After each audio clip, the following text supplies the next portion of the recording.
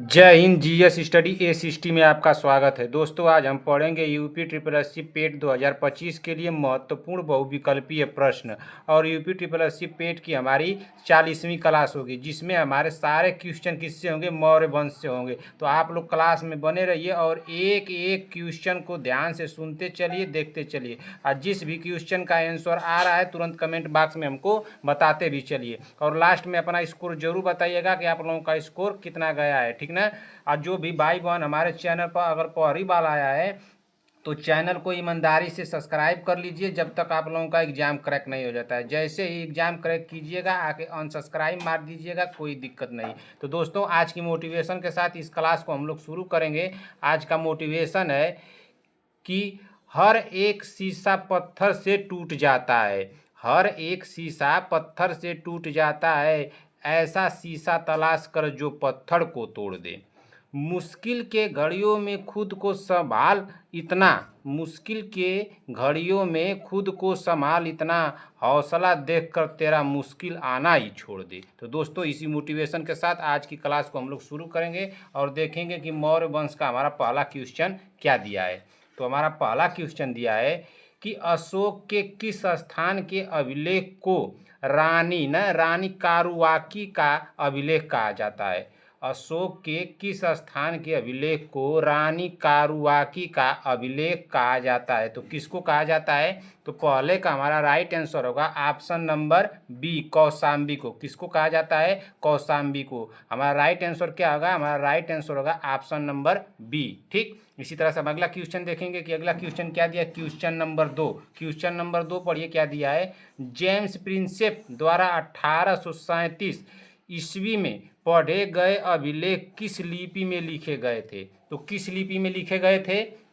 तो दूसरे का हमारा राइट आंसर क्या होगा? ऑप्शन नंबर ए, ब्राह्मी लिपि। क्या होगा? ब्राह्मी लिपि। हमारा राइट आंसर क्या होगा? हमारा राइट आंसर होगा ऑप्शन नंबर ए। ठीक, इसी तरह से हम अगला क्वेश्चन देखेंगे कि अगला क्वेश्चन क्या दिया। क्वेश्चन नंबर 3, क्वेश्चन नंबर 3 पढ़िए क्या दिया है। सारनाथ से प्राप्त अशोक के स्तंभ पर कौन सा पशु उत्कीर्ण नहीं है? सारनाथ से प्राप्त अशोक के स्तंभ पर कौन सा पशु उत्तीर्ण नहीं है? तो कौन से पशु का चित्र उत्तीर्ण नहीं है, ये पूछ रहा है। तो हमारा तीसरे का राइट आंसर क्या होगा? तो हमारे तीसरे का राइट आंसर होगा ऑप्शन नंबर सी, हिरण। किसका नहीं है? तो हिरण का नहीं है। तो हमारा राइट आंसर क्या होगा? हमारा राइट आंसर होगा ऑप्शन नंबर सी। ठीक, इसी तरह से हम अगला क्वेश्चन देखेंगे कि अगला क्वेश्चन क्या दिया। क्वेश्चन नंबर 4, क्वेश्चन नंबर 4 पढ़िए क्या दिया है। कश्मीर में श्रीनगर नामक नगर की स्थापना किसने की थी? कश्मीर में श्रीनगर नामक नगर की स्थापना किसने की थी? तो श्रीनगर नगर की स्थापना किसने की थी? तो हमारा राइट आंसर हो जाएगा चौथे का क्या होगा?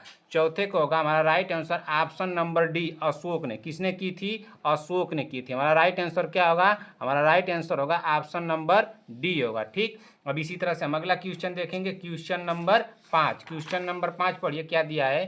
क्वेश्चन नंबर 5 हमारा दिया है क्या कि अशोक के किस शिलालेख में करारोपण के बारे में जानकारी मिलती है? अशोक के किस शिलालेख में करारोपण के बारे में जानकारी मिलती है? तो करारोपण का मतलब कि कर लेने की जानकारी मिलती है, इसका मतलब ये होगा। क्वेश्चन इसी तरह से घुमाएगा कंफ्यूजन करने के लिए। तो कर लेने की जानकारी किस में मिलती है? तो हमारा राइट आंसर होगा पांचवें का कौन सा होगा? पांचवें का ए होगा, रुम्नदेही अभिलेख शिलालेख में। किस में? रुम्नदेही शिलालेख में। तो हमारा राइट आंसर क्या होगा पांचवें का? तो हमारा राइट आंसर होगा पांचवें का ऑप्शन नंबर ए। ठीक, इसी तरह से हम अगला क्वेश्चन देखेंगे। क्वेश्चन नंबर 6, क्वेश्चन नंबर 6 पढ़िए क्या दिया है। किस मुख्य उद्देश्य से अशोक ने अपनी प्रजा में धर्म का प्रचार किया? किस उद्देश्य से अशोक ने अपनी प्रजा में धर्म का प्रचार किया था? तो किस उद्देश्य से किया था? तो धर्म का प्रचार किस लिए किए थे अशोक? क्या बौद्ध धर्म के प्रचार हेतु किए थे, कि नए धर्म की स्थापना हेतु किए थे, कि ब्राह्मण धर्म को हतोत्साहित करने हेतु किए थे, कि अपनी प्रजा के नैतिक और आध्यात्मिक विकास हेतु किए थे? तो किसके लिए किए थे? तो छठवें का आंसर होगा हमारा क्या होगा? अपनी प्रजा के नैतिक और आध्यात्मिक विकास हेतु किए थे ना। किसके लिए किए थे? तो अपनी प्रजा की नैतिक और आध्यात्मिक विकास हेतु किए थे। तो छठवें का आंसर क्या होगा? तो छठवें का आंसर होगा हमारा ऑप्शन नंबर डी। अगर जो भी भाई बहन इसके पहले की क्लास अगर नहीं देखे हैं आप लोग, तो इसके पहले की क्लास जाकर देखिए। क्लास 1 से शुरू कीजिए और क्लास जितना तक हम पढ़ा दिए हैं, भाग 1 भाग 2, तो इसमें भाग हम क्लास कहाँ तक पढ़ाए हैं? तो भाग 13 तक पढ़ा चुके हैं ना। तो भाग 13 तक पढ़ा चुके हैं, तो इसके पीछे की सभी क्लासों को आप लोग देख लीजिए। और इससे पहले जितने भी थ्योरी की क्लास में कराए हूँ सबको पढ़िए आप लोग जाकर के, ठीक है। चलिए देखते हैं अगला क्वेश्चन। अगला क्वेश्चन क्या दिया? Question number 7। क्वेश्चन नंबर 7 क्या दिया है? अशोक के किस अभिलेख से धर्म के बारे में जानकारी मिलती है? अशोक के किस अभिलेख से धर्म के बारे में जानकारी मिलती है? तो किस में मिलती है धर्म के बारे में? तो हमारा राइट आंसर होगा ऑप्शन नंबर क्या होगा? ऑप्शन नंबर सी, द्वितीय स्तंभ लेख से। किससे? द्वितीय स्तंभ लेख से। हमारा राइट आंसर क्या होगा? राइट आंसर होगा ऑप्शन नंबर सी, ठीक। इसी तरह से अगला क्वेश्चन देखेंगे कि अगला क्वेश्चन क्या दिया है। Question number 8। क्वेश्चन नंबर 8 पढ़िए क्या दिया है। क्वेश्चन नंबर 8 दिया है कि बौद्ध धर्म के प्रसार के लिए अशोक ने अधिकारियों की नियुक्ति की थी जिन्हें कहा जाता है। बौद्ध धर्म के प्रसार मतलब बौद्ध धर्म को फैलाने के लिए अशोक ने अधिकारियों की नियुक्ति की थी, तो उन अधिकारियों को क्या कहा जाता था? तो उन अधिकारियों को कहा जाता था का धम्म महामात्य। क्या कहा जाता था? धम्म महामात्य कहा जाता था, ठीक है ना। क्या कहा जाता था? धम्म महामात्य कहा जाता था। इसी तरह से हम अगला क्वेश्चन देखेंगे कि हमारा अगला क्वेश्चन क्या दिया है। Question number 9। क्वेश्चन नंबर 9 पढ़िए क्या दिया है। क्वेश्चन नंबर 9 हमारा दिया है क्या?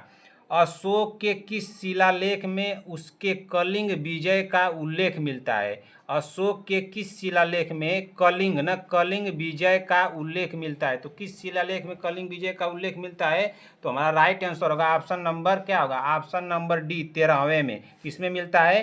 13वें में। हमारा राइट आंसर क्या होगा? ऑप्शन नंबर डी, ठीक। इसी तरह से अगला क्वेश्चन देखेंगे कि अगला क्वेश्चन क्या दिया है। Question number 10। क्वेश्चन नंबर 10 पढ़िए क्या दिया है। अशोक के समय के ज्यादातर अभिलेख किस भाषा में हैं? अशोक के समय के ज्यादातर अभिलेख किस भाषा में है? तो किस भाषा में है? तो 10वें का हमारा राइट आंसर क्या होगा? 10वें का हमारा राइट आंसर होगा ऑप्शन नंबर ए, प्राकृत ना। ये क्या लिखा गया है? प्राकृत ना, प्राकृत। तो किस भाषा में है? प्राकृत। और लिपि पूछेगा तो लिपि जो है ब्राह्मी है, खरोष्टी, इस तरह से। ये लिपि नहीं पूछा है, यहाँ पर भाषा पूछा है। तो कौन सी भाषा अधिकतम है? तो प्राकृत है। हमारा राइट आंसर क्या होगा 10वें का? तो ऑप्शन नंबर ए होगा, ठीक। इसी तरह से अगला क्वेश्चन देखेंगे। अगला क्वेश्चन क्या दिया है। Question number 11। निम्नलिखित में से कौन सा ग्रंथ मौर्य इतिहास से संबंधित नहीं है? तो कौन सा इतिहास ग्रंथ है जो मौर्य वंश से संबंधित नहीं है? तो हमारा राइट आंसर होगा 11वें का क्या होगा? 11वें का होगा हमारा राइट आंसर क्या है? मुद्रा राक्षस भी है जो विशाख दत्त की है, और क्या है, मेगास्थनीज की इंडिका भी है, कौटिल्य का अर्थशास्त्र भी है, लेकिन देवी चंद्रगुप्तम ये नहीं है। तो हमारा राइट आंसर क्या होगा? तो हमारा राइट आंसर होगा ऑप्शन नंबर बी। क्या होगा? Option number B. 11 का हमारा राइट आंसर होगा option number B, Devi Chandraguptam ये नहीं है, ठीक। इसी तरह से हम अगला क्वेश्चन देखेंगे कि अगला क्वेश्चन क्या दिया। Question number 12। अशोक द्वारा संगठित तृतीय बौद्ध परिषद की अध्यक्षता किसने की थी? अशोक द्वारा संगठित तृतीय बौद्ध परिषद की अध्यक्षता किसने की थी? तो किसने की थी? तो हमारा राइट आंसर होगा 12 का ऑप्शन नंबर की क्या होगा? जल्दी से कमेंट कीजिए। ऑप्शन नंबर बी, मोगलीपुत्र तीस ने। किसने की थी? मोगलीपुत्र तीस ने। हमारा राइट आंसर होगा ऑप्शन नंबर बी, ठीक। इसी तरह से हम अगला क्वेश्चन देखेंगे। Question number 13। क्वेश्चन नंबर 13 क्या दिया है? क्वेश्चन नंबर 13 दिया है हमारा कि आमित्रघात की उपाधि किसने धारण की थी? अमित्रघात की उपाधि किसने धारण की थी? तो किसने धारण की थी अमित्रघात की उपाधि?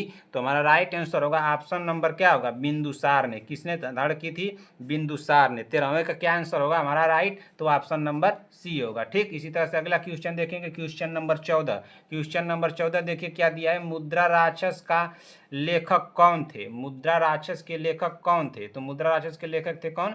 तो 14 का आंसर होगा हमारा राइट आंसर क्या होगा? Option number A, Vishakh Datta. Mudrarakshasa के लेखक कौन है? तो विशाख दत्त है ना, ठीक ना। अच्छा, इसी तरह से हम अगला क्वेश्चन देखेंगे कि अगला क्वेश्चन क्या दिया है। Question number 15। क्वेश्चन नंबर 15 पढ़िए क्या दिया है। क्वेश्चन नंबर 15 दिया है कि पाटलिपुत्र को किस शासक ने सर्वप्रथम अपनी राजधानी बनाई? पाटलिपुत्र को किस शासक ने सर्वप्रथम मतलब पहले, सर्वप्रथम का मतलब पहले, अपनी राजधानी बनाई, तो किसने बनाई थी? तो 15 का आंसर होगा हमारा राइट क्या होगा? Option number B, Chandragupta Maurya ने। पाटलिपुत्र को और किस नाम जानते हैं? तो इसको कुसुमपुर के नाम से भी जानते हैं, कुसुमपुर ना, कुसुमपुर के नाम से भी जानते हैं, पटना के नाम से भी जानते हैं, ठीक ना। इसके आगे क्लास में मैं डिटेल में पूरा बताया हूँ, थ्योरी क्लास अगर आप लोग नहीं पढ़े तो जाके पढ़ लीजिए। तो दोस्तों इसी के क्वेश्चन के साथ इस क्लास को हम लोग समाप्त करते हैं। क्लास में कोई भी क्वेश्चन में, किसी भी क्वेश्चन में आप लोगों को कोई भी डाउट हो तुरंत कमेंट करके हमसे पूछिएगा, मैं तुरंत बताऊंगा। क्लास आप लोगों को कैसी लगी?